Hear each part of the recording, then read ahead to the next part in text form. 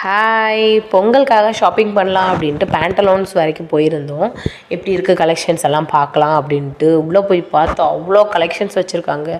Western வியர்ஸும் வச்சுருக்காங்க, traditional வியர்ஸும் வச்சுருக்காங்க. அந்த அளவுக்கு கலெக்ஷன்ஸ் இருக்குது எல்லாத்துலேயுமே. நான் அமௌண்ட் வந்துட்டு நம்ம எதிர்பார்க்குற மாதிரி இல்லை, அஃபர்டபுளான ப்ரைஸ் இல்லை, உண்மையே சொல்லணுன்னா ரொம்ப ஹையான ப்ரைஸ் தான் இருக்குது. அவ்வளோ வந்துட்டு காஸ்ட்லியான ஐட்டம்ஸ் தான் இருக்குது உள்ளே இருக்குது.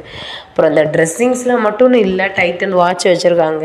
லேடிஸ்க்கு தனியாக, ஜென்ஸுக்கு தனியாக, ஹஸ்பண்ட் அண்ட் ஒய்ஃப் சேமாக போடுவாங்கள்ல, அந்த மாதிரியெல்லாம் நிறைய வச்சுருந்தாங்க.